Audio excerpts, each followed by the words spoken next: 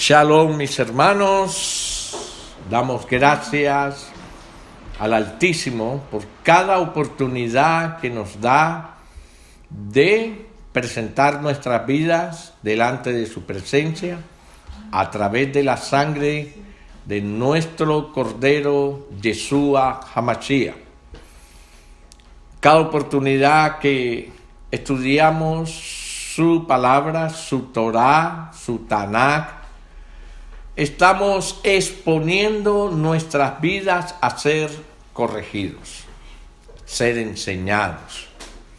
La palabra que vamos a estudiar hoy, como toda parashá que estudiamos, nosotros le hemos puesto espíritu y vida, porque si estudiamos la parashá y nada más estudiamos el documento como un documento histórico que tiene simplemente un mensaje histórico, es bueno aprender eso, pero vamos a dejar la parte más importante. Acordémonos que el hombre cayó en el pecado en el huerto del Edén y el Altísimo prometió una redención, prometió restituirnos, volvernos a llevar, a recuperar la imagen que habíamos perdido a causa del pecado. Esa es una obra que empieza de adentro hacia afuera. Es una obra que empieza en el espíritu. Esa era la parte más difícil para nosotros hacer. Más difícil no, era imposible. Esa fue la parte que Yeshua hizo. Nos redimió espiritualmente.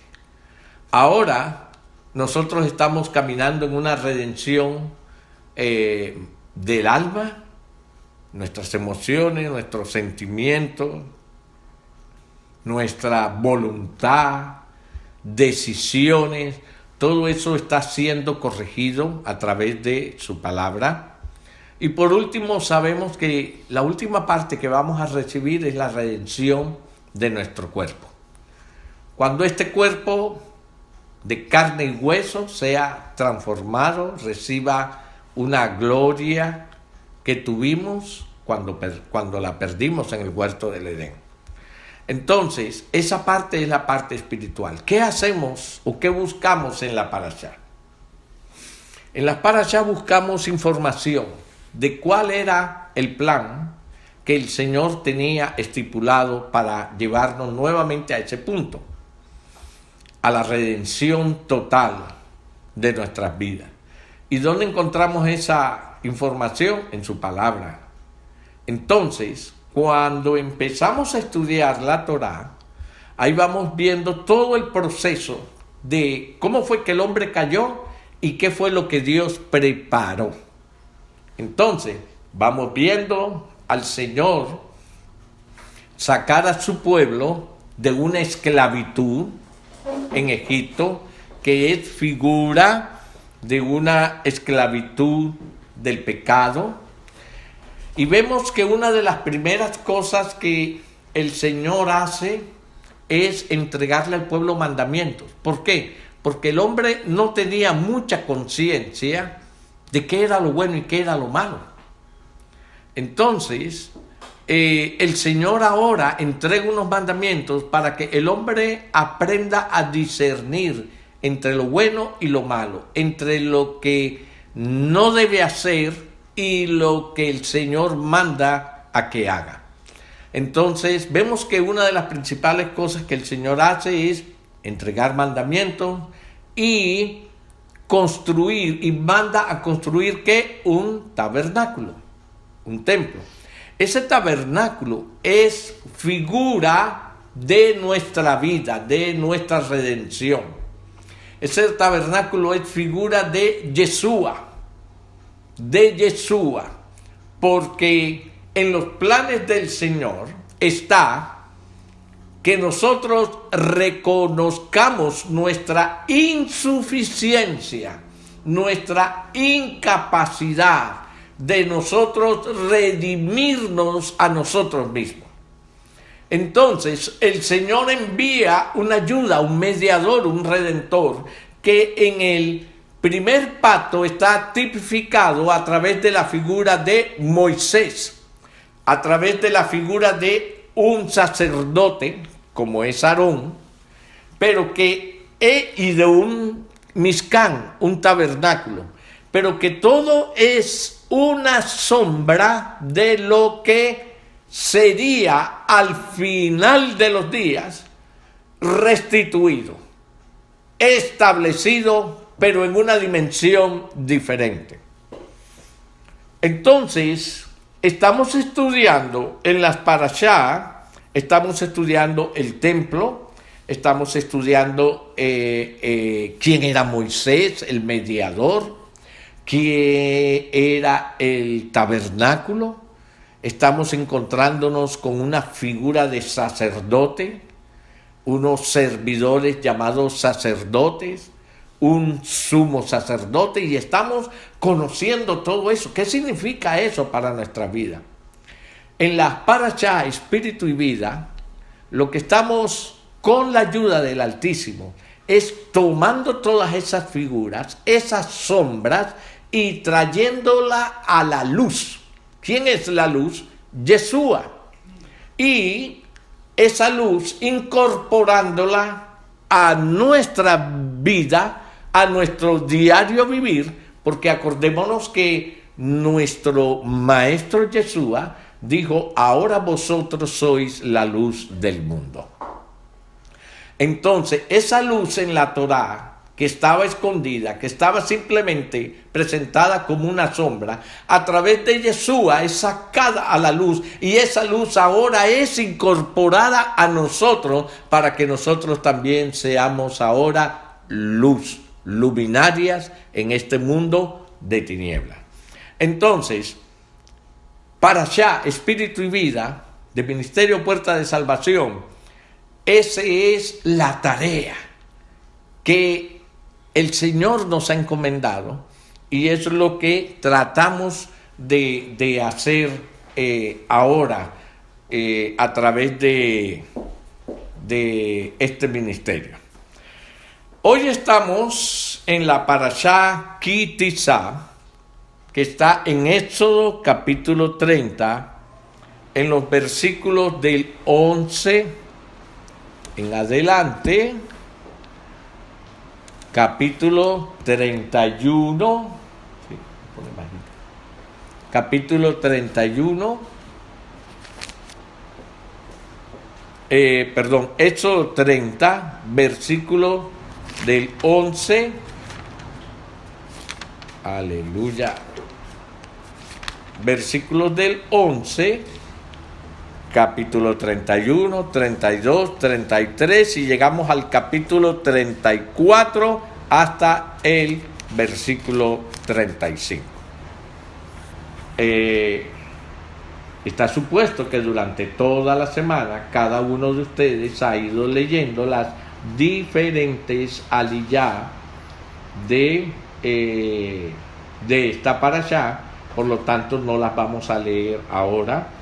Leemos también las diferentes porciones de la Haftará, que son lecturas de los profetas que nos relacionan directamente de una u otra manera con las parashá. Bien, una de las primeras cosas que vamos a ver en esta parashá es la construcción del templo, que está tipificada en tres personajes, que son Betzalel, que es el primer encargado de edificar el templo, es decir, es la mano de obra, es el obrero en la construcción del templo. Era un Mishkan, era un templo, un tabernáculo que se armaba y desarmaba para poderlo llevar en toda la travesía en el desierto hasta que llegaran a Canaán. Pero una vez ya llegados a Canaán, la tierra prometida, vendría el momento donde otro personaje encargado de construir el templo, que sería ¿quién? Salomón. Él ya va a edificar un templo que es permanente. Pero la pregunta es, ¿eso era todo lo que significaba el templo? No. Después vendría nuestro Masías Yeshua, el cual iba a edificar el verdadero templo, el que tenía la luz, el que era la luz, y era el templo espiritual. Entonces, vamos a la edificación de la primera parte de la sombra del templo, que está encargada a Bezalel, y miremos Éxodo 31, versículos del 1 al 5. Y dice así la bendita palabra de Adonai. Ahora, yo quiero tratar de traer a la luz, de explicar que cada una de estas manifestaciones del templo tienen que ver con nuestro ser. De acuerdo a Tesalonicenses, el verdadero ser del hombre está formado de 3 partes. Dice, y todo vuestro ser, espíritu, alma y cuerpo. Es decir, hay un templo espiritual dentro de nosotros, hay un templo almático, emocional, que es la parte del alma. La parte del alma del hombre es todo aquello que mueve las emociones, los sentimientos. Por eso es que ustedes han oído esa expresión cuando una persona tiene malos sentimientos, que dicen, uy, esa persona tiene un alma negra. ¿Ven? Son dichos mundanos, ¿no? Pero que reflejan de alguna u otra manera un poquito de verdad, porque el alma de las personas se deja traslucir a través de sus obras, de su voluntad, de sus decisiones, de su carácter, en fin, muchas cosas, ¿no? Y la otra parte del templo es este físico, este hueso, esta carne, este cuerpo humano. Entonces, así como hay 3 partes del ser del hombre que constituyen toda la formación humana, encontramos que nuestro Abba llamó a 3 personajes, Bezalel, Salomón y por último Yeshua, quienes tienen que ver cada uno en la edificación de este templo. Entonces, en Éxodo capítulo 31 vemos la primera manifestación encargada a Bezalel, donde dice, habló Adonai a Moshe diciendo, mira, yo he llamado por nombre a Bezalel, hijo de Uri, hijo de Ur, de la tribu de Judá, y lo he llenado del Espíritu de Dios, en sabiduría y en inteligencia, en ciencia y en todo arte, para inventar diseños, para trabajar en oro, en plata y en bronce, y en artificio de piedras, para engastarlas, y en artificio de madera, para trabajar en toda clase de labor.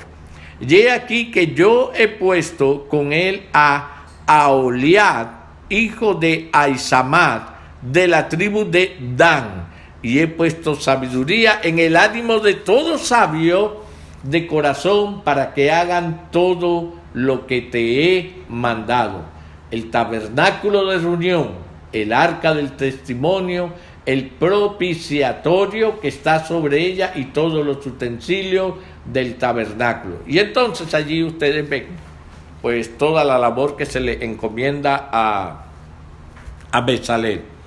Entonces podríamos decir que Bezalel es el director físico de esta parte del tabernáculo, ¿no? Pero después, ya cuando ellos están en Canaán, miramos en Primera de Reyes, capítulo 6. Vamos a Primera de Reyes. Aleluya. Gracias, Abba. Primera de Reyes, capítulo 6. Y ahí vamos a ver a el hijo de David construyendo ya el templo físico. Un templo que había sido diseñado por su padre David, pero que el Altísimo le había dicho a David: no me construirás tu templo, tú has derramado mucha sangre. Y el templo, la construcción, se la vas a dar a tu hijo Salomón. Él se va a encargar de construir el templo. En Primera de Reyes, capítulo 6.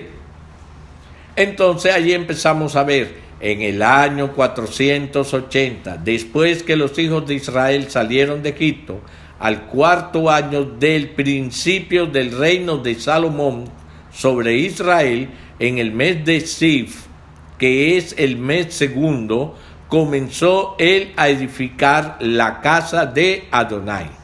La casa que el rey Salomón edificó, Adonai, tenía 60 codos de largo y 20 de anchos y 30 codos de alto. Y el pórtico delante del templo de la casa tenía 20 codos de largo y lo ancho de la casa. Y ahí usted va a ver en todo el capítulo las medidas del templo que Salomón entrega. Entonces aquí va otro templo, pero ese templo también era... ¿Qué tenían en común estos dos templos? ¿Qué tenían en común? Estos dos templos tenían en común que ambos eran templos físicos, se podían tocar, eran construidos por seres humanos. Esa era la similitud que había entre un templo, entre el tabernáculo y el templo que construye Salomón. Pero después, ya nosotros, después de la manifestación de Yeshua, vemos otro templo. Vamos a abrir nuestras Tanat, nuestras Biblias, en Hebreos capítulo 3. Hebreos capítulo 3. Y vamos a empezar a tomar unas escrituras que nos van a dar la luz de lo que es la luz verdadera del templo. Los otros vamos a ver que eran una sombra, pero este, que es el que está construyendo nuestro Salvador Yeshua, es un templo muy diferente. Y empezamos a leer en Hebreos capítulo 1, versículos del 1 al que... Bueno, vamos a ver hasta dónde nos lleva el Señor. Dice: por tanto, hermanos santos, participantes del llamamiento celestial, considerad al apóstol y sumo sacerdote de nuestra profesión, Mashiach Yeshua, el cual es fiel al que le constituyó, como también lo fue Moshe, en toda la casa de Dios. Quiero llamar la atención al término que se le da aquí al templo: la casa de Dios, la casa de Dios, la casa de Dios. y luego les voy a decir por qué quiero que fijen su tímpano a esa expresión, la casa de Dios. Sigue el versículo 3. Porque de tanto mayor gloria que Mosé es estimado digno o sea, Yeshua, cuanto tiene mayor honra que la casa, el que la hizo. El que la hizo tiene mayor honra que la casa. Sigue diciendo el cuarto, porque toda casa es hecha por alguno, pero el que hizo todas las cosas es Elohim. Y Moisés a la verdad fue fiel, y vuelve y dice, en toda la casa de Elohim, como siervo para dar testimonio de lo que se iba a decir. Pero mire este versículo 6 maravilloso, dice, pero Masías como hijo sobre su casa, ojo a esta expresión, la cual casa somos nosotros. Este es otra clase de casa, o esta es otra clase de templo. Si retenemos firme hasta el fin la confianza y el gloriarnos en la esperanza.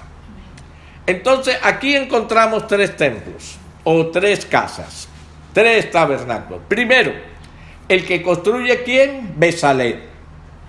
Segundo, el que construye Salomón.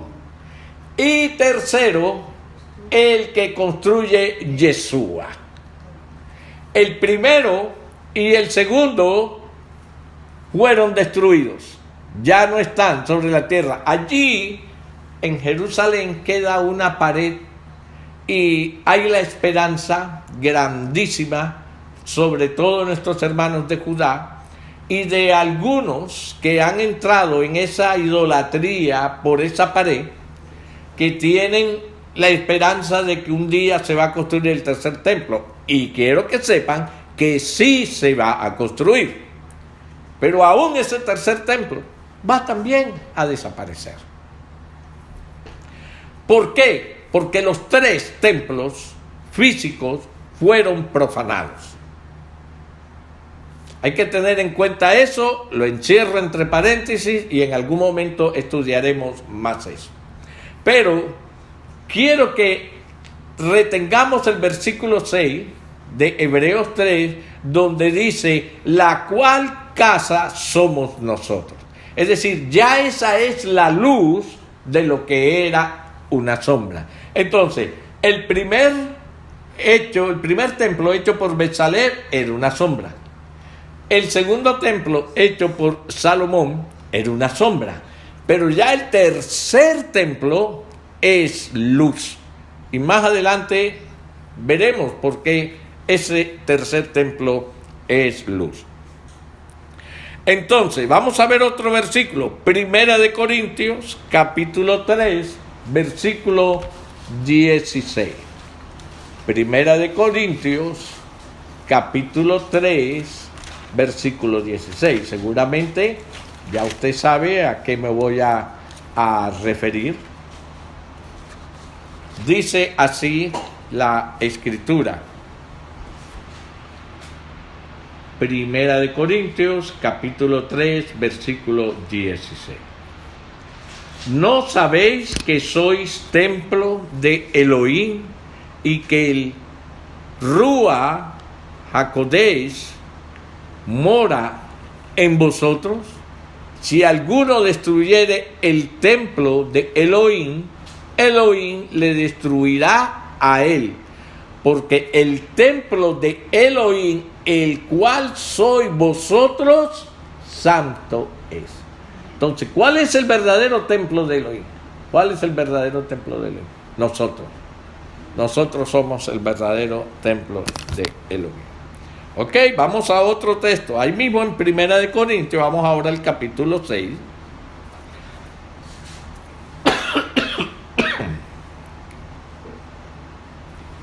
Capítulo 6, versículo 19, ¿qué nos dice aquí la Escritura? Nos dice: ¿o ignoráis que vuestro cuerpo es templo del Ruach HaKodesh, el cual está en vosotros, el cual tenéis de Elohim, y que no sois vuestros? Es decir, este cuerpo no es nuestro, ojo, porque habéis sido comprados por precio. Glorificad pues a Elohim en vuestro cuerpo y en vuestro espíritu, los cuales son de Elohim. Aleluya. Gracias, Señor, por tu palabra. Vamos a mirar ahora Hebreos capítulo 9. Hebreos capítulo 9. Y vamos a leer el verso 11.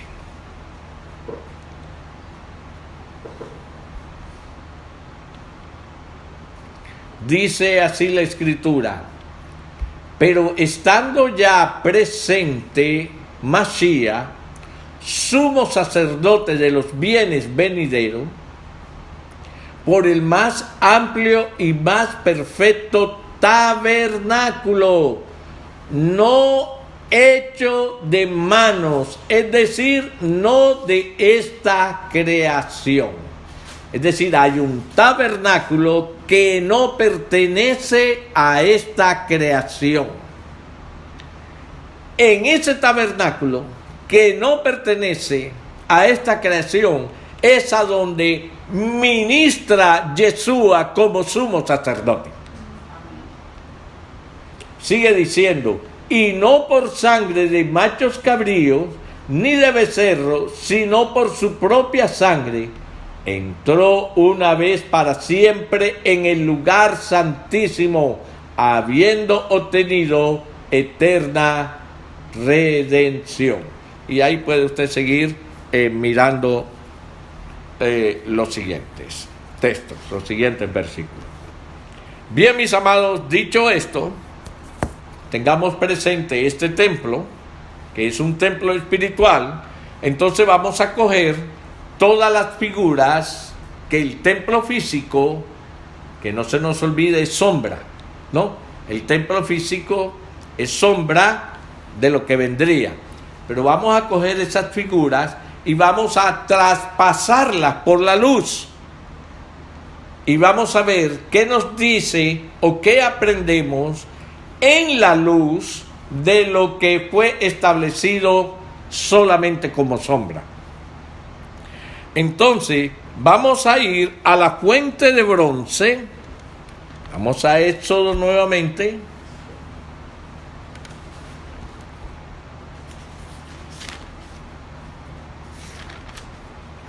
Aleluya.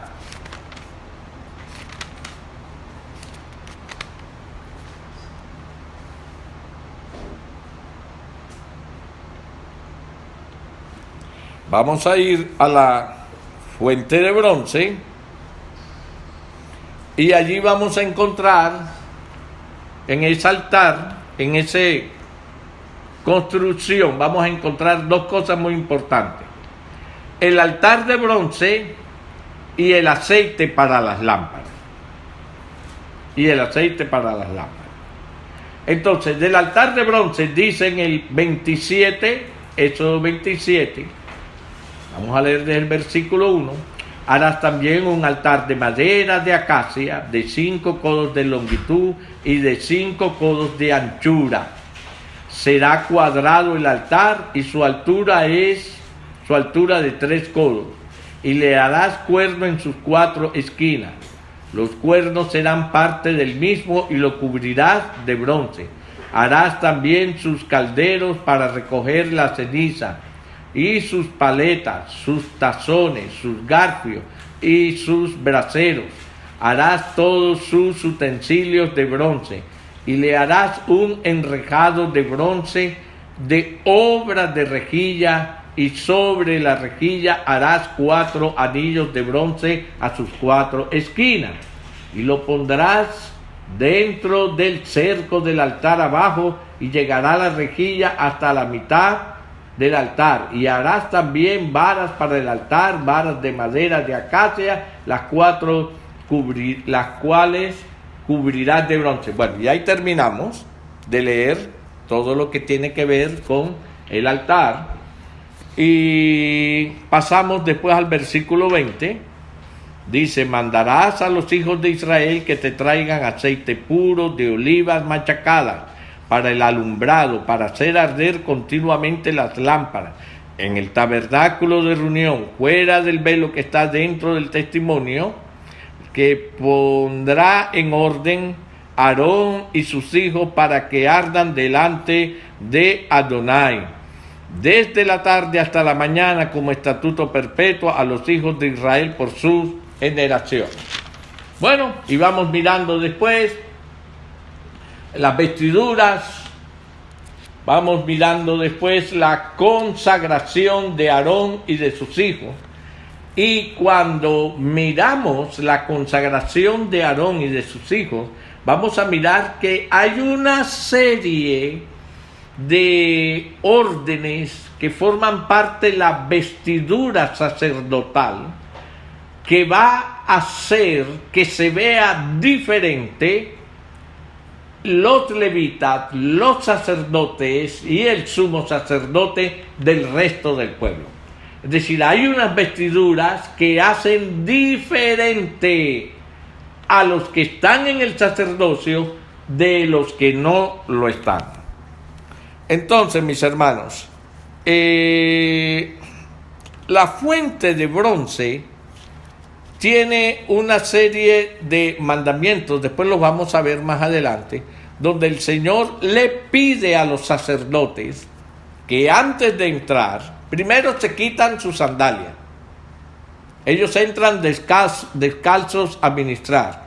Eso era una señal de cuando el Señor le dijo a Moisés: quita el calzado de tus pies, porque el lugar que pisas es santo, cuando estaban en el Sinaí, ¿se acuerdan?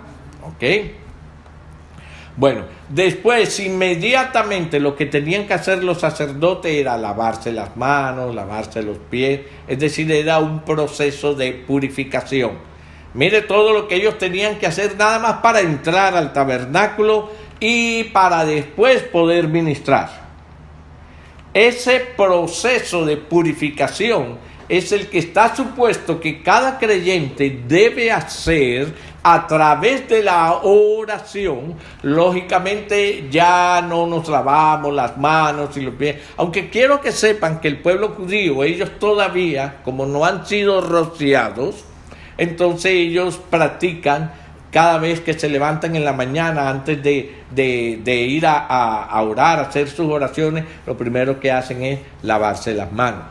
Nosotros lo hacemos como parte de un rito donde sabemos, recordamos que ya hemos sido lavados por la sangre del Cordero para acercarnos. Entonces hacemos el acto físico, pero una vez que hemos hecho el acto físico, aquí lo hacemos, por ejemplo, cada vez que vamos a entrar a nuestra reunión de Shabbat. ¿Qué es lo que primero hacemos cuando vamos llegando? Cada persona que va llegando se lava las manos. Después, ¿qué hacemos? Nos lavamos a través de la sangre del Cordero, y entonces allí después hacemos el resto de lo que tenemos que hacer.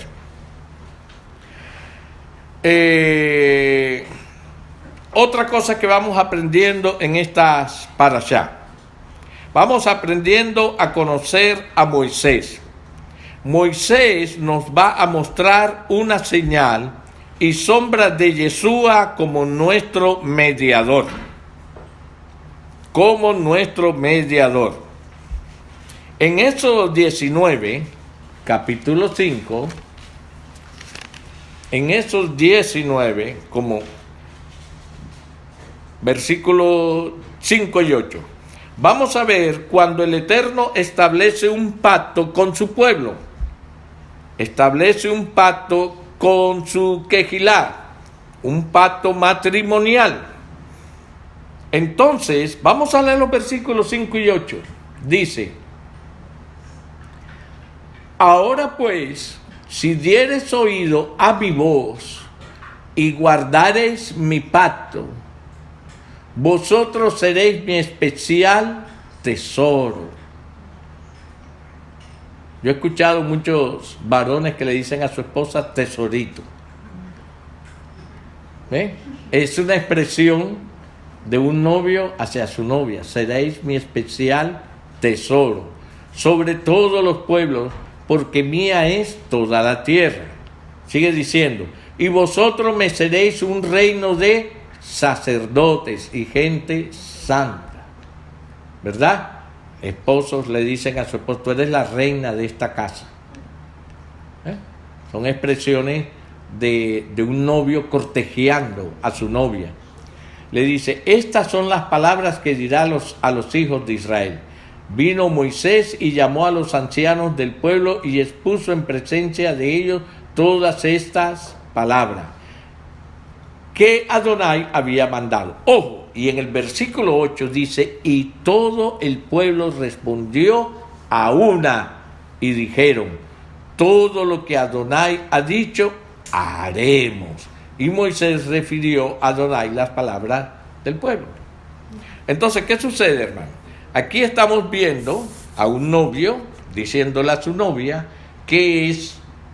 cuáles son los principios que él quiere que la novia tenga para él poder establecer un hogar que será diferente a todos los hogares del resto del mundo, a todos los reinos del mundo.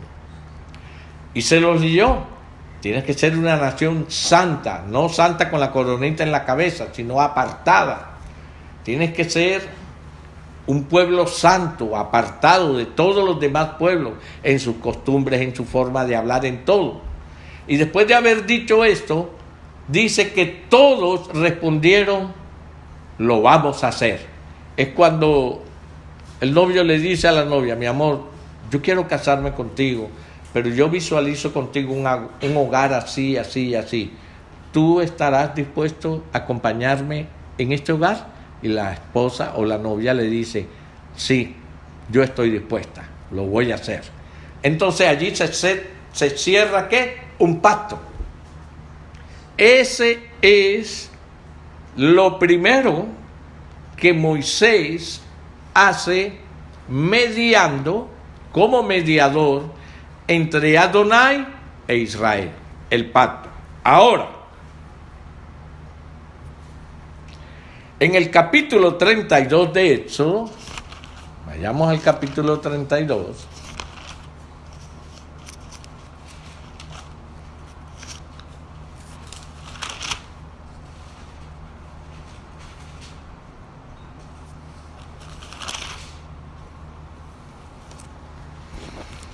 Vamos a leer unos versos. Dice: viendo el pueblo que Moshe tardaba en descender del monte, se acercaron entonces a Aarón y le dijeron: levántate, haznos dioses que vayan delante de nosotros, porque a este Moisés, el varón que nos sacó de la tierra de Egipto. Primero dijeron que era el varón quien los había sacado de la tierra de Egipto, cuando sabían que había sido ¿quién? El Altísimo. No sabemos qué le haya acontecido. Y Aarón les dijo: apartad los zarcillos de oro que están en las orejas de vuestras mujeres, de vuestros hijos y de vuestras hijas, y traédmelos. Entonces todo el pueblo apartó los zarcillos de oro que tenían en sus orejas y los trajeron a Aarón. Y él los tomó de las manos de ellos y les dio forma con buril, e hizo de ellos un becerro de fundición. Entonces dijeron: Israel, estos son los dioses que te sacaron de la tierra de Egipto. ¿Usted ve el punto? Primero fue Adonai quien los sacó de la tierra de Egipto. Después dijeron, a este Moisés que nos sacó de la tierra de Egipto, ya no era Adonai. Y ahora dijeron, estos son los dioses que te sacaron de la tierra de Egipto. Como cuando el hombre quita los ojos de Dios, los pone en un hombre y después termina siendo un idólatra. Eso es grave. Primero, cuando sabemos que es Dios, quitamos los ojos de Dios y empezamos a ponerlos en el hombre.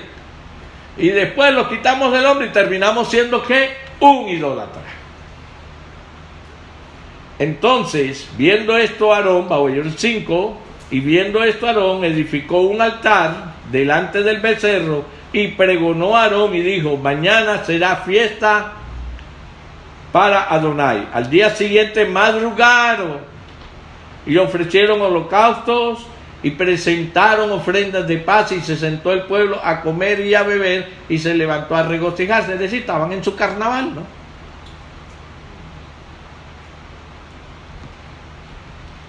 Entonces Adonai dijo a Moisés, anda, desciende porque tu pueblo que sacaste de la tierra de Egipto se ha corrompido. Ellos dicen que fuiste tú el que lo sacaste, pero entonces como que es tu pueblo, ¿no? Pronto se han apartado del camino que yo les mandé. Días nada más. Se han hecho un becerro de fundición y lo han adorado. Y le han ofrecido sacrificios y han dicho, Israel, estos son tus dioses que te sacaron de la tierra de Egipto. Ellos no creían, ellos no pensaron que Dios los estaba escuchando. Dios sí lo estaba escuchando. Moisés no. Moisés se enteró porque Dios que los escuchó se lo dijo a Moisés. Esto es lo que ellos dicen ahora.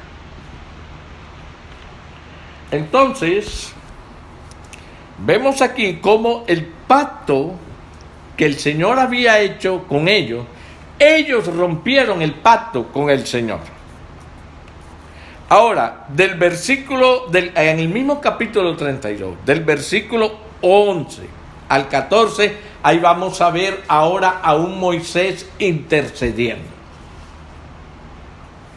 Es interesante que vayamos viendo estos cambios.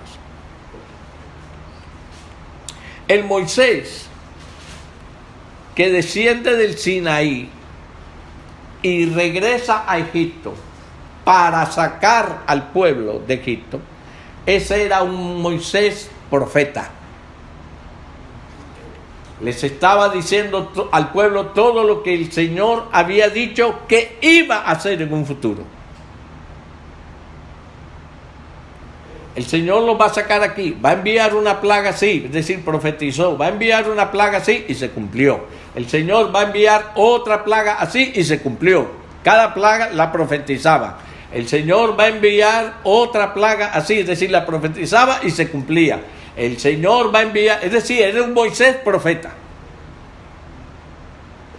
Pero ahora, ya una vez que sacó este pueblo, y este pueblo empieza a mostrar todo lo que tiene por dentro y cómo rompe el pacto que había hecho con el Señor, entonces ahora Moisés toma el papel de un intercesor. ¿Por qué? Porque en el versículo 9 del capítulo 32, por haber roto el pacto, el Señor dice, mas dijo Adonai a Moisés, yo he visto a este pueblo, que por cierto es pueblo de dura cerviz. Ahora pues, déjame que se encienda mi ira con ellos y los consuma. Y de ti yo haré una nación grande. Entonces, ahora Moisés sabe lo que ya está dispuesto por el Señor, que es destruir al pueblo. Entonces ahora Moisés tiene que tomar otro papel. ¿Cuál es el papel que toma? El papel de intercedor. Y empieza en el versículo 11 a decir, entonces Moisés oró en presencia de Adonai su Elohim y dijo, oh Adonai, ¿por qué se encenderá tu furor contra tu pueblo, que tú sacaste de la tierra de Egipto con gran poder y con mano fuerte? ¿Por qué han de hablar los egipcios diciendo, para mal los sacó, para matarlo en los montes y para raerlos de sobre la faz de la tierra? Vuélvete del ardor de tu ira y arrepiéntete de este mal contra tu pueblo. Oh, acuérdate de Abraham, de Isaac y de Israel, tus siervos, los cuales has jurado por ti mismo y les has dicho, yo multiplicaré vuestra descendencia como las estrellas del cielo y daré a vuestra descendencia toda esta tierra que he hablado y la tomarán por heredad para siempre. Entonces Adonai desistió del mal que dijo que había de hacer a su pueblo. Es decir, ahora estamos viendo a un Moisés tomando el papel de intercesión, de intercedor. Intercedor, intercesor, la palabra.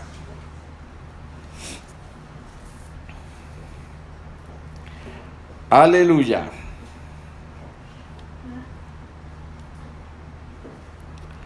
Vamos ahora a comparar esta situación de intercesor con Juan 17, Evangelio de Juan. Vamos a comparar a Moisés como intercesor, y vamos a compararlo con Yeshua.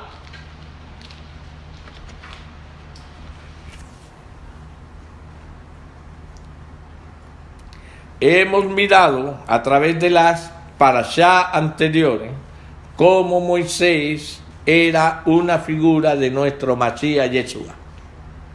Entonces ahora vamos a comparar a este Moisés, intercesor ante Adonai por la rebeldía de su pueblo y la sentencia que había decretado de destruirlo, cómo Moisés toma ese papel de intercesor. Ahora vamos a ver aquí a Yeshua intercediendo. Dice, estas cosas habló Yeshua y levantando los ojos al cielo, tal como lo hizo Moisés, ¿no? Dijo, Padre, la hora ha llegado. Glorifica a tu Hijo para que también tu Hijo te glorifique a ti. Como le has dado potestad sobre toda carne, para que dé vida eterna a todos los que le diste. Y esta es la vida eterna, que te conozcan a ti, al único Elohim verdadero, y a Yeshua, a Mashiach, a quien has enviado.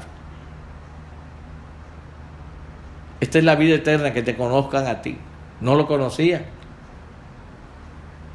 Entonces, si tú aprendes a conocer quién es el Padre y aprendes a conocer a quién es el Hijo y por qué Él ha sido enviado, ¿a qué? A revelar al Padre. ¿Y cómo lo vas a revelar al Padre? Pues muérame a mí. Porque Él y yo somos uno, somos el mismo. Él dentro de mí. Yo te he glorificado en la tierra, he acabado la obra que me diste que hicieses. Ahora pues, Padre, glorifícame tú al lado tuyo con aquella gloria que tuve contigo antes que el mundo fuese.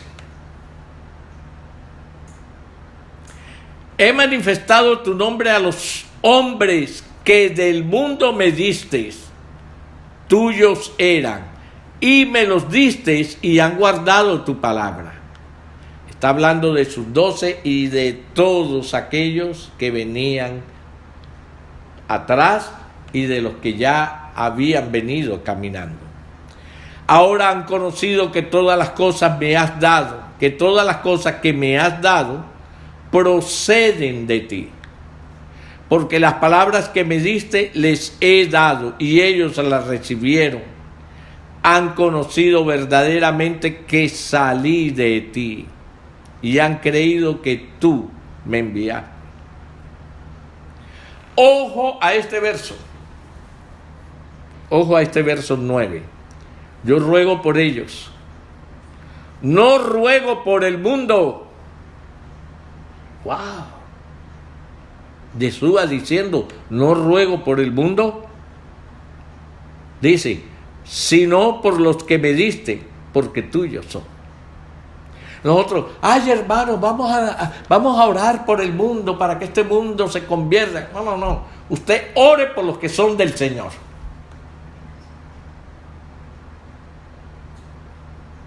Nosotros oramos por los que son de Él. Por aquellos que Él conoció desde antes de la fundación del mundo. Y ya ese es otro tema allí que nos podríamos meter. Pero el mismo Yeshua dijo, no oro por el mundo. Pero nosotros a veces, como queremos ser más buenos que Yeshua, entonces, ay hermano, vamos a orar por el mundo. Nosotros sabemos que habrá guerra, disensiones, pestes, todo lo que hay. Ay hermanos, oremos por la paz del mundo. ¿Cómo vas a orar por la paz del mundo si no va a haber paz entre las naciones? La palabra se tiene que cumplir. Cuando tú dices, oremos para que se acaben las guerras, entonces, y la palabra del Señor va a quedar en el piso. Él dijo, habrán guerras.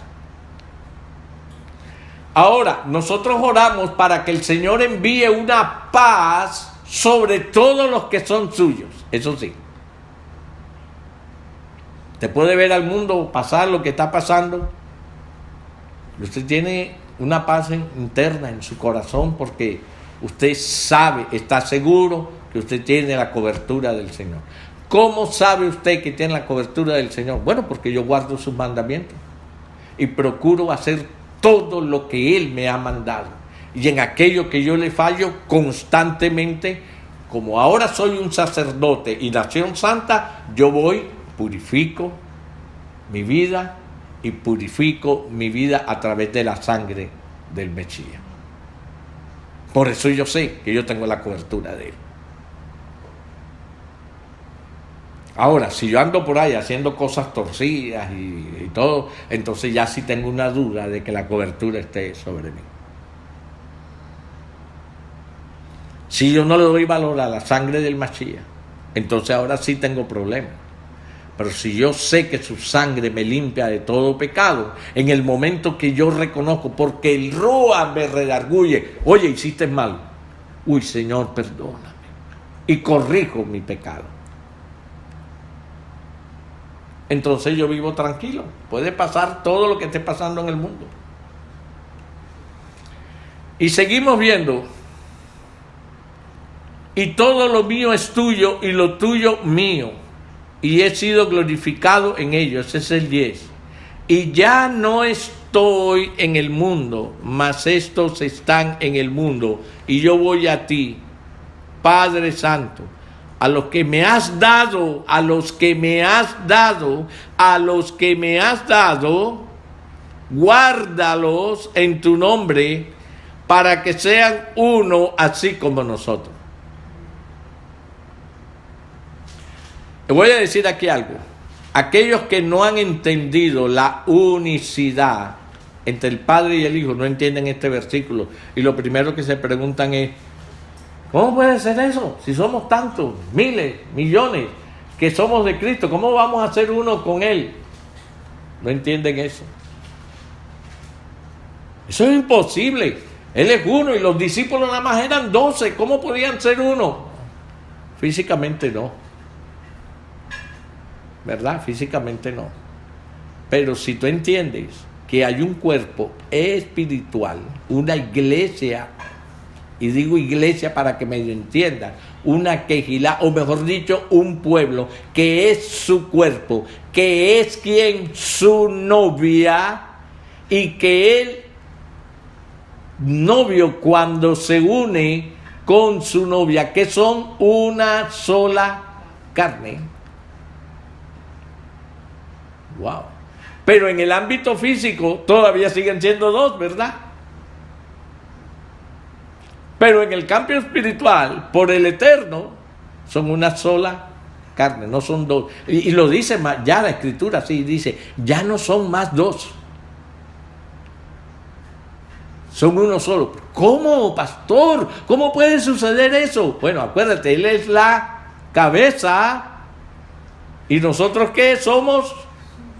Su cuerpo. ¿Y cuántas células tiene ese cuerpo? Millones, que somos tú y yo. ¿Es un misterio? Para algunos. Para mí no es ningún misterio, yo lo veo clarito.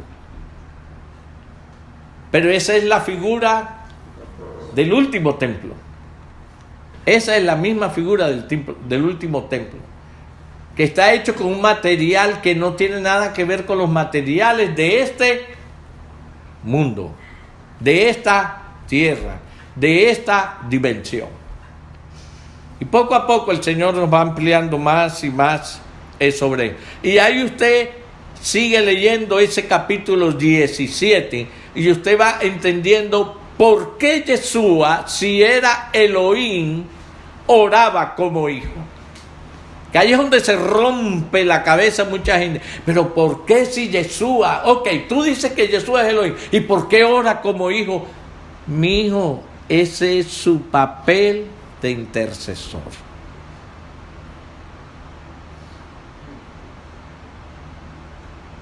¿Por qué? Pero pastores, ¿por qué tiene que hacer papel de intercesor? Primero sería bueno preguntarse, ¿por qué tiene que hacer papel de sumo sacerdote?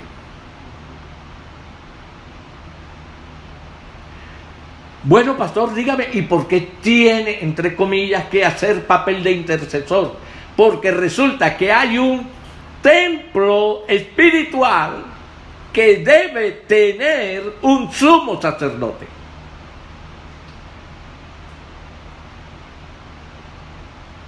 Y como Él es todo, en todos, entonces, Él es el templo, Él es el sumo sacerdote, Él es el Cordero, Él lo es todo.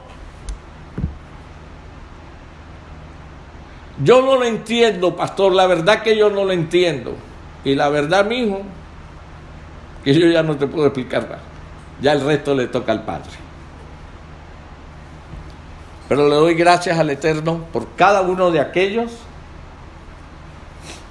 que lo hemos podido entender. Aleluya. Entonces, aquí vemos la intercesión de nuestro Mashiach Yeshua. Ahora,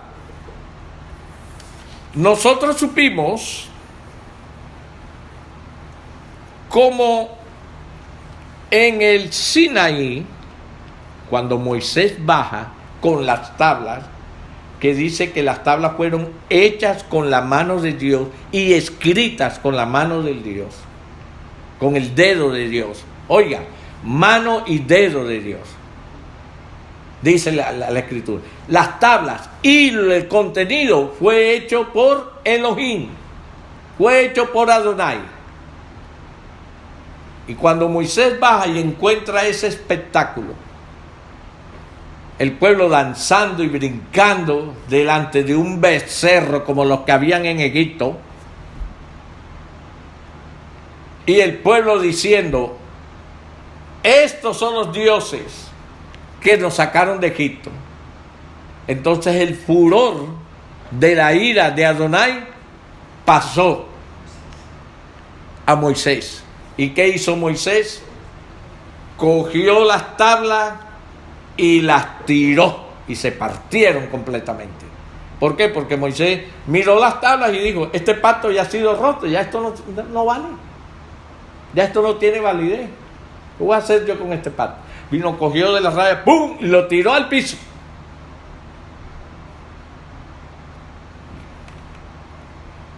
En ese momento se quedó la novia ya sin compromiso.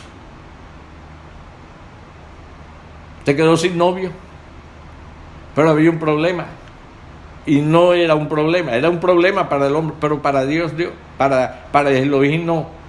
Con todo y eso, que ella había hecho eso, él no podía dejar de amarla. La seguía amando.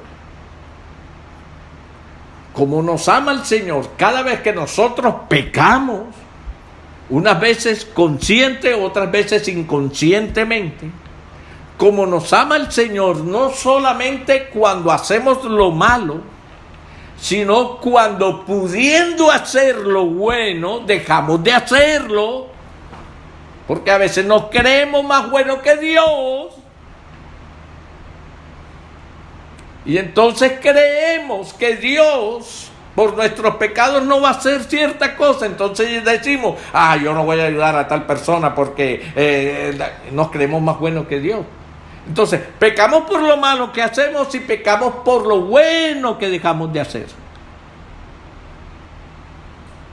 Pero hay un asunto: Dios aún así nos ama. Es que ese amor no es como el amor que tú sientes por tu esposa y por tu esposo. Yo amo a mi esposa cuando ella se porta bien y no la amo cuando se porta mal. Yo amo a mi esposo cuando mi esposo se porta bien, pero cuando mi esposo se porta mal, yo ya no lo amo. Yo amo a mis hijos, pero mientras se portan bien, pero cuando se porta mal, ya no los amo. No. El Señor no nos ama de esa manera. Baruch Hashem. Su amor es eterno. Siempre permanece. Es más, su amor es inmutable.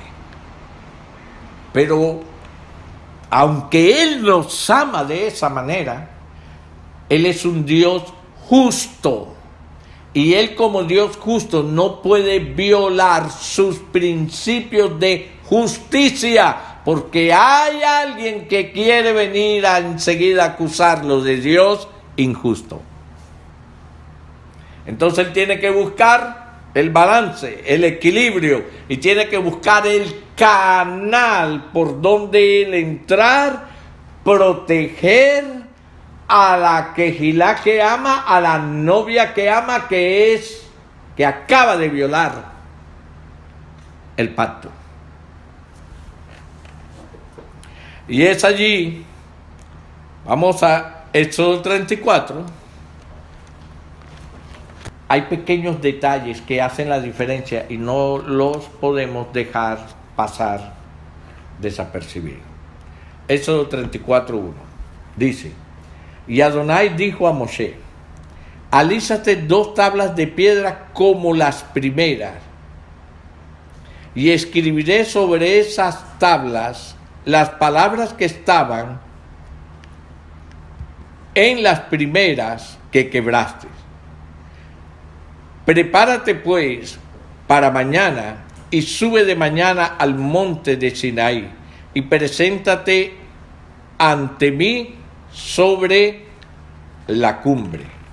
Y no suba hombre contigo, ni parezca alguno en todo el monte, ni ovejas ni bueyes pascan delante del monte. Y Moisés alisó 2 tablas de piedras como las primeras, y se levantó de mañana y subió al monte Sinaí, como le mandó a Adonai, y llevó en su mano las 2 tablas de piedra. Y Adonai descendió en la nube y estuvo allí con él, proclamando el nombre de Adonai. Ojo. Y pasando a Adonai por delante de él, o sea, de Moisés, proclamó: Adonai, Adonai, fuerte, misericordioso y piadoso. Estaba mostrando ahora a Adonai cómo iba a regir el pacto que iba a volver a renovar. Le dice: tardo para la ira y grande misericordia y verdad. ¿Por qué eso lo dijo a Moisés? Porque Moisés no podía olvidarse más nunca que la renovación del pacto ahora venía sobre esos principios. El principio de misericordia y gracia. Versículo 7 dice: que guarda misericordia a millares, que perdona la iniquidad, la rebelión y el pecado. Sí, lo perdona, pero después dice: y que de ningún modo tendrá por inocente al malvado. que visita la iniquidad de los padres sobre los hijos y sobre los hijos de los hijos hasta la tercera y cuarta generación. Entonces, aquí, Adonai, cuando Moisés lleva las segundas tablas, va a renovar el pacto. ¿Para qué le pidió las segundas tablas? Para renovar el pacto. Pero este pacto, el segundo, iba a ser renovado bajo principios de misericordia y piedad, misericordia y gracia. Porque ya sabía que solamente por obediencia ya lo habían roto, rapidito lo rompieron. Eso dice, es un pueblo de dura cerviz. No necesita mucho tiempo para olvidarse de las cosas buenas que yo les hago. Rapidito nos olvidamos de las cosas maravillosas que el Señor hace por nuestras vidas, desde la más pequeña hasta la más grande. Es que no depende del tamaño de los milagros que el Señor hace. El problema está en que nosotros somos bien olvidadizos, de dura cerviz. Entonces ahora este pacto va a estar establecido sobre esos principios. Ahora,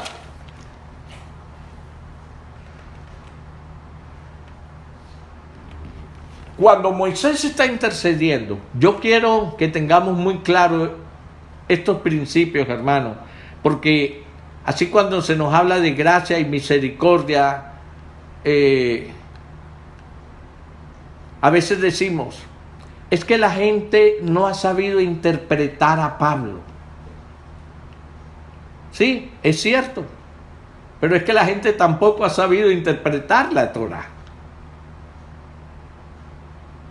Porque de la misma forma en que interpretan a Pablo en la pura carne, de la misma forma interpretan la Torá en la pura carne. Cuando nosotros vemos cómo Moisés intercede por el pueblo de Israel, cumple su papel de intercesión, voy al capítulo 32.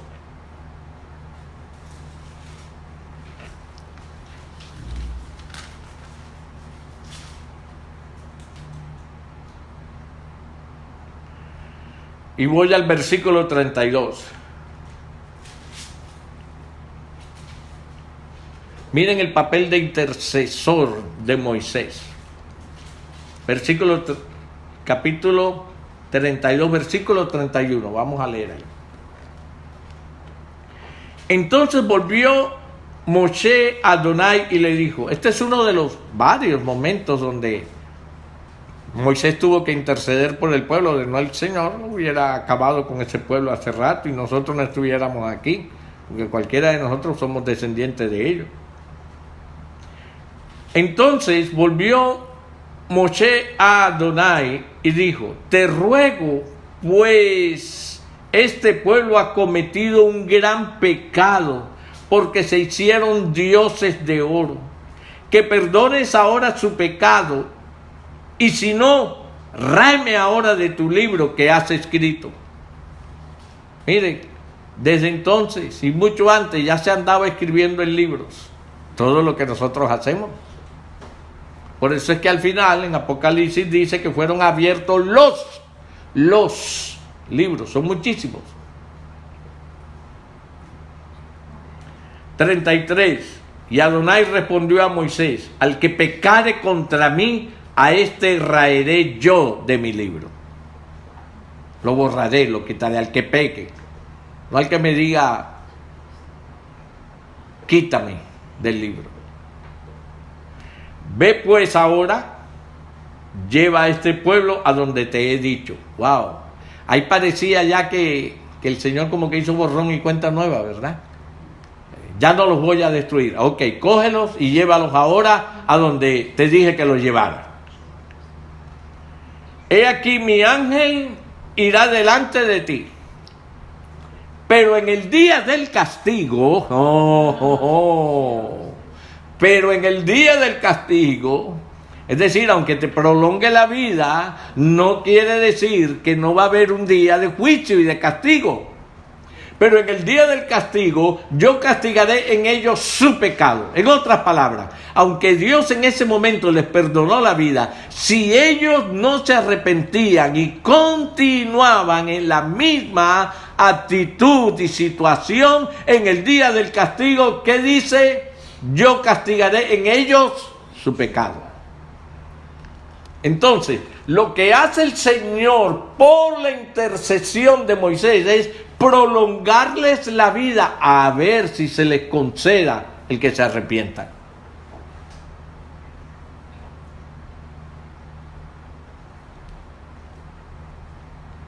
Y Adonai hirió al pueblo porque habían hecho el becerro que formó. Esto es muy importante que lo tengamos en... Sí, porque el Señor y la misericordia de Dios, sí, la misericordia de Dios. Mira, hermano, mucha gente cree que porque peca y sigue y parece que no pasara nada, como que nunca va a pasar nada.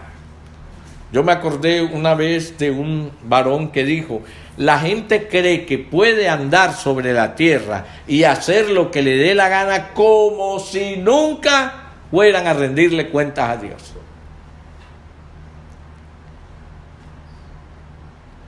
Yo después me las arreglo con Dios. Tú te las vas a arreglar con Dios. Tú no tienes poder de arreglarte con Dios. Para eso no hubiera mandado a Yeshua. Y cada uno se arreglaba con Dios por su cuenta. Si no es a través de sus preceptos y de sus mandamientos, es decir, si no hay corrección de actitud, no vale un simple perdón. Eso es lo que yo todos los años, cuando veo a la gente que el 31 de diciembre y el 1 y que año nuevo, vida nueva. Mira, hermano, si usted va a vivir el año nuevo con la misma actitud del año viejo, lo mismo del año viejo le va a venir a usted sobre su vida. Y cuidado, hasta peor. El almanaque cambia, pero si no cambia la actitud del corazón, no vienen cambios sobre nosotros.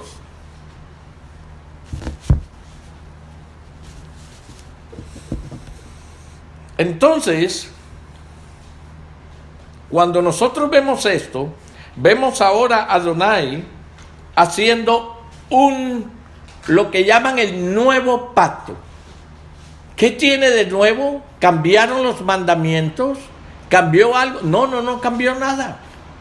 Es el mismo pacto con los mismos mandamientos vueltos a renovar. No es un nuevo. Ay, no, que ahora el pacto es nuevo, es diferente. No.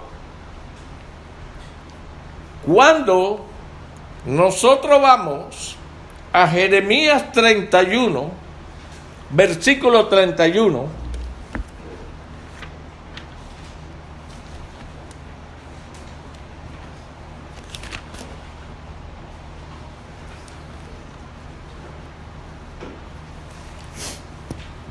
Jeremías 31, dice así la escritura. El profeta Jeremías, siempre, como lo digo, inspirado por el Rúa Hakodesh. Estos no fueron pensamientos de Jeremías. Dice Jeremías, he aquí vienen días, dice Adonai, en los cuales haré nuevo pacto con la casa de Israel y con la casa de Judá. Vienen días en los cuales renovaré mi pacto con la casa de Israel y con la casa de Judá. Mire que aquí nombra a los dos, casa de Israel y casa de Judá. El pacto se renova con los dos. Dice el 32, no como el pacto que hice con sus padres el día que tomé su mano para sacarlos de las tierras de Egipto, porque ellos invalidaron mi pacto, aunque fui yo un marido para ellos, dice Adonai. Ellos invalidaron el pacto, pero fueron ellos, yo me seguí comportando como un marido para ellos. Pero este es el pacto que haré con la casa de Israel después de aquellos días, dice Adonai. Con la casa de Israel. ¿Y qué pasó con la casa de Judá? En el primero había dicho que el pacto era con la casa de Israel y con la casa de Judá. Pero aquí en el 33 dice, este es el pacto que haré con la casa de Israel después de aquellos días. Ya no está la casa de Judá ahí. ¿Fue excluida del pacto? No. Ellos también están incluidos en ese pacto. Solamente que primero el Señor vino por quienes, por las ovejas perdidas de la casa de Israel. ¿Y cuándo será el turno para la casa de Judá, si están incluidos en el pacto? Cuando Yeshua ponga los pies sobre el monte de los olivos. Allí en ese momento los ojos de ellos son abiertos, reconocen a Yeshua y se incorporan también con la casa de Israel. Esto es importantísimo que lo tengamos pendiente. Ahora, quiero referirme a una expresión que se le llama al primer pacto. Hay un texto en la Escritura que ha sido muy mal interpretado. Está en 2 de Corintios capítulo 3, versículo 7.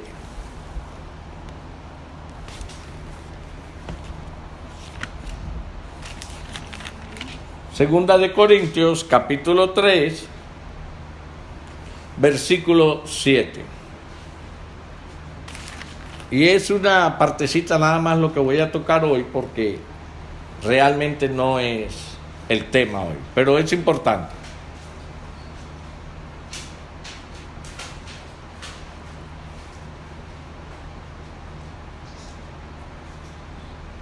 Vamos a leer del versículo 6.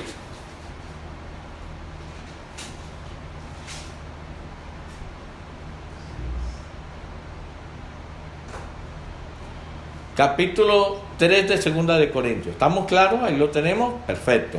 Dice,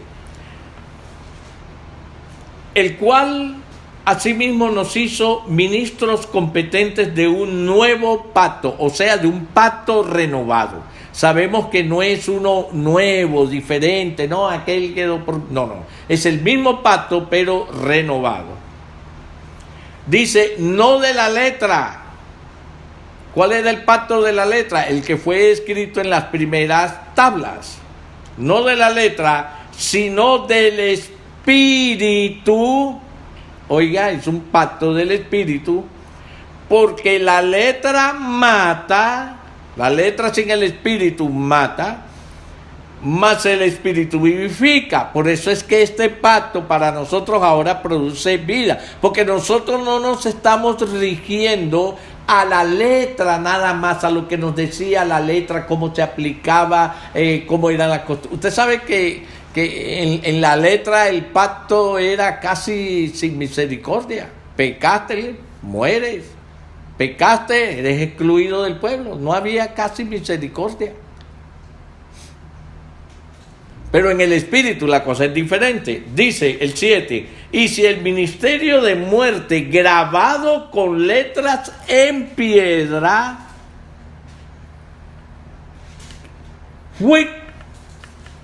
fue con gloria, tanto que los hijos de Israel no pudieron fijar la vista en el rostro de Moshe a causa de la gloria de su rostro, la cual había de perecer. Es decir, ese ministerio que era de muerte, si haces paga, si haces paga, si haces paga. Por eso se le llama ministerio de muerte. Vamos a mirar un ejemplo, nada más. Éxodo 32, 27. ¿Se acuerdan cuando el pueblo pecó con el becerro? Mire lo que dijo Adonai. Así él les dijo, así ha dicho Adonai, el Elohim de Israel. Poned cada uno su espada sobre su muslo. Pasad y volved de puerta a puerta por el campamento y matad cada uno a su hermano y a su amigo y a su pariente. Y los hijos de Leví lo hicieron conforme al dicho de Moisés. Y cayeron del pueblo en aquel día como 3,000 hombres. Ese es el ministerio de muerte. Lo hiciste y lo pagas. Ahora vayamos a Hechos, capítulo 2.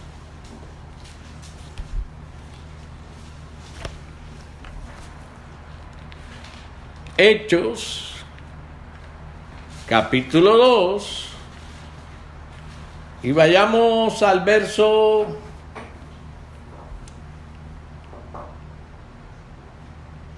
39. ¿Cuántos murieron ahí ese día? ¿Cuántos dice? Como 3,000, ¿verdad? ¿Lo leímos? Amén. Ahora aquí en Hechos, capítulo 2, versículo 39, mira lo que dice. Porque para vosotros es la promesa, y para vuestros hijos, y para todos los que están lejos, es decir, los que vienen, para cuanto el Señor nuestro Elohim llamare. Y con otras muchas palabras testificaba y les exhortaba, diciendo, sed salvos de esta perversa generación. Así que los que recibieron sus palabras fueron bautizados y se añadieron aquel día, ¿cuántos dice? Como 3,000 personas. ¿Cuántos murieron a manos de los levitas? Como 3,000 personas, ministerio de muerte. Pero ¿cuántos ahora son salvos? Como 3,000 personas, el ministerio de vida. Gracia y misericordia. ¿Por qué fueron estos salvos? Simplemente porque creyeron. Pero creyeron de verdad, se convirtieron. Sus vidas cambiaron. ¿Qué es lo que el Eterno siempre nos dice? Si nosotros pecamos, la sentencia de nosotros es, la paga del pecado es muerte. Eso está vigente hasta el día de hoy. El pecado lo único que trae es muerte. Pero nosotros en Yeshua tenemos el privilegio, la bendición, el camino abierto, la puerta abierta. Hermanos, lo tenemos todo para acudir a esa sangre que nos limpió y nos limpia todos los días de nuestros pecados. ¿Por qué? Porque va a haber un día que es el día del juicio, cuando en el día de ese juicio de nuestro pecado, si somos hallados sucios e inmundos por no haber valorado la sangre del Cordero, seremos castigados. Tenemos que ser limpios, tenemos que ser purificados.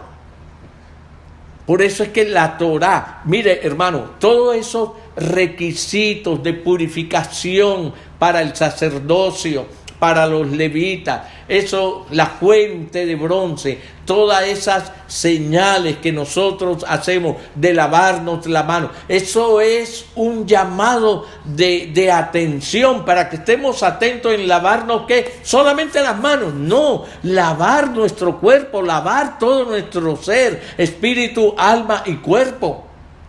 Todas esas figuras allí, la purificación de los sacerdotes, es para que nosotros que ahora hemos sido incluidos como una nación santa, un sacerdocio santo, nosotros nos purifiquemos. Todo eso está allí en la Torá como una sombra de lo que es ahora anunciado a nuestras vidas a través del sacerdocio de Melquisedec.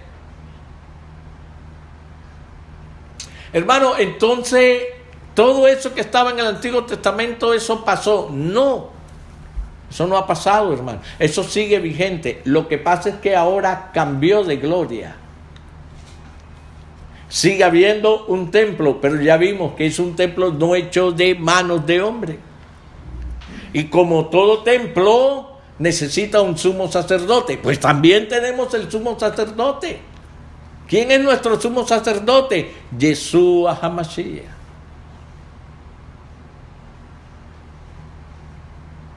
¿Y qué clase de sacrificios? Bueno, para que tengamos una idea.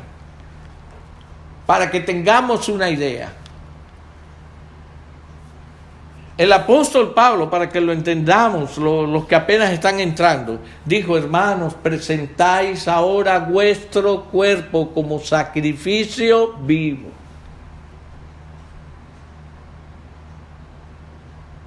Nuestro cuerpo. ¿Van a terminar los sacrificios? Hay una porción en la Escritura donde el Señor reprenda al pueblo, porque cree que solamente con hacer sacrificios de corderos, de palomas, trayendo especies de la tierra y todo, ya con eso son redimidos.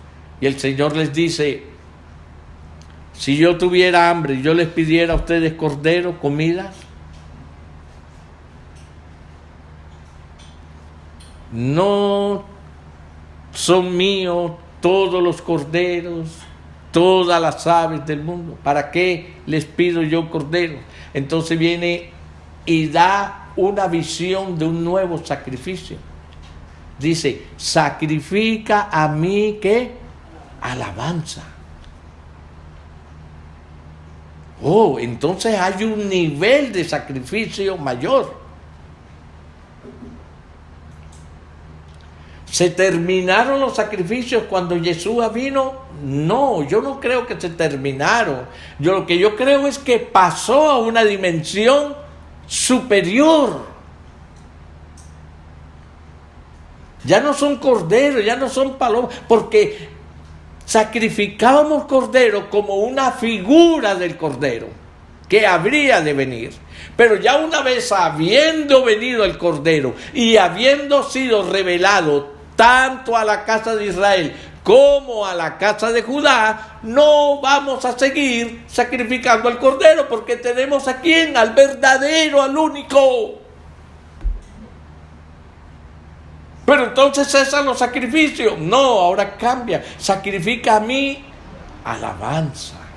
Ahí lo tenemos, al Rey de Reyes, al Señor de señores, al Elohim de Abraham, de Isaac y de Jacob. Ahí lo tendremos al frente. Antes no lo podíamos ver, porque el que viera a Dios moría enseguida. Pero ahora tenemos a quién, a la figura, al Dios que representa, porque Él es, que dice, la imagen del Dios invisible. Ahora sí tenemos algo a través del cual ver a Elohim sin exponernos a morir. Entonces, ¿qué vamos a estar haciendo? Alabándolo. Y tendremos otra serie de actividades. Amados, esa es nuestra esperanza. Son 1000 años que Él va a estar aquí en la tierra. La Escritura lo dice, 1000 años.